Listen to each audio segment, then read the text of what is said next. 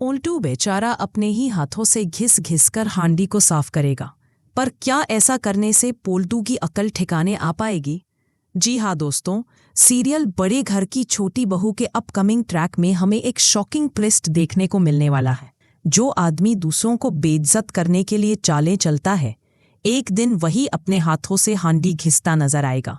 घर में ढोल नगाड़ों की आवाज गूंज रही थी, लेकिन अंदर कुछ और ही हलचल थी। चारों बहुएं पूजा की तैयारी कर रही थी। भोग बन चुका था, बस उसे मां के चरणों में चढ़ाना बाकी था। लेकिन जैसे ही वे हांडी उठाने गईं, वो हांडी गायब थी। पूरा घर एक पल में सन्न रह गया। किसी को समझ नहीं आया कि इतनी पवित्र चीज आखिर कहाँ चली गई। असल में इस सब के पीछे था पोल्टू दादा, जिसने अपने चेले के साथ मिलकर मां दुर्गा के भोग को चुरा लिया था। उसकी चाल साफ थी, अगर भोग नहीं मिलेगा तो मोहल्ले वाले गुस्सा करेंगे और फिर चारों बहुओं व दुर्गा देवी को सबके सामने जलील होना पड़ेगा। पोल्टू के चेहरे पर उस वक्त एक चालाक मुस्कान थी। उसे लगा, अब देखता हूं कैसे बचती हैं ये औरतें। लेकिन कहते हैं ना, जिसके साथ माँ दुर्गा हो उसे कोई नहीं गिरा सकता।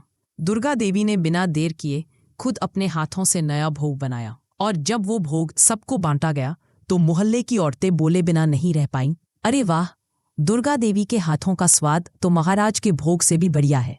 यह सुनकर पोल्टू का चेहरा उतर गया। उसकी सारी मेहनत और चालें पानी में बह गईं। जहां वह अहाना को जलील करना चाहता था, वही अब खुद के लिए शर्मिंदगी का ढेर खड़ा कर चुका था।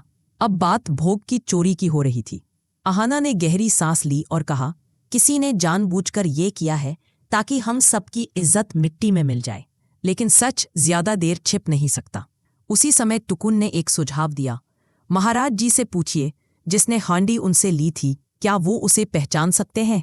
महाराज ने सिर हिलाया, जी बिल्कुल पहचान सकता हूं। टुकुन ने सबको बुलाया। घर के सारे लोग सामने खड़े हो गए।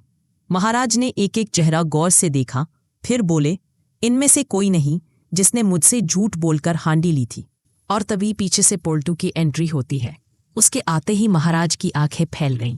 अरे, यही है वो आदमी, यही झूठ बोलकर मुझसे हांडी ले गया था कि वो इस घर का सदस्य है। पूरा घर सन्न और पोल्टू के चेहरे का रंग उड़ गया। अब सच सामने था। अहाना मुस्कुराई और बोली, पोल्टू दादा, आप दूसरों को जलील करने निकले थे, अब खुद सबके सामने जलील होकर रह गए। मोहल्ले वाले फुसफुसाने लगे, शर्म आनी चाहिए, माँ के भोग तक को नहीं छोड़ा। पोल्टू झुका हुआ था, लेकिन अहाना ने बात वहीं खत्म नहीं की।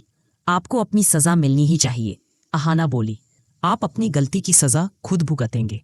जिस हांडी को आपने चुराया था, उसे अब अपने ही हाथों से घिस घिस कर साफ करेंगे और उसे महाराज जी को वापस करेंगे।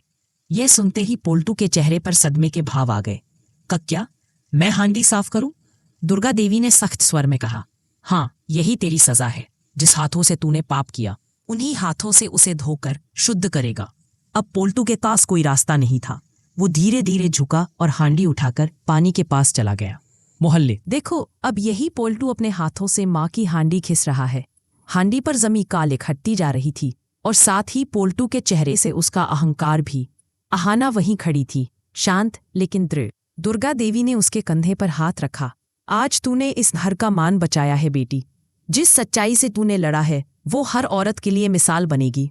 पोल्टू ने जैसे तैसे हांडी साफ की और महाराज को वापस दी, लेकिन जाते जाते उसने मन ही मन कसम खाई, इस बार हार गया हूँ, पर अगली बार बदला जरूर लूंगा। कहते हैं, कर्मों का हिसाब कभी खाली नहीं जाता।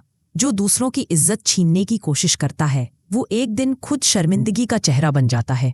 पोल्टू को अपनी सजा मिल चुकी थी, लेकिन क्या उसकी अक्ल सच में ठिकाने आई, या वो फिर से कुछ नया खेल खेलेगा? ये जानने के लिए बने रहिए बड़े घर की छोटी बहू के साथ। अगर आपको भी लगता है कि अहाना जैसी बहू हर घर में होनी चाहिए, तो कमेंट में लिखो, जय अहाना। जिसे अहाना की हिम्मत और सच्चाई पर गर्व है, वो कमेंट करे। सच्चाई की जीत हमेशा होती है। कौन कौन है अहाना के साथ? नीचे कमेंट में एक हार्ट डालो।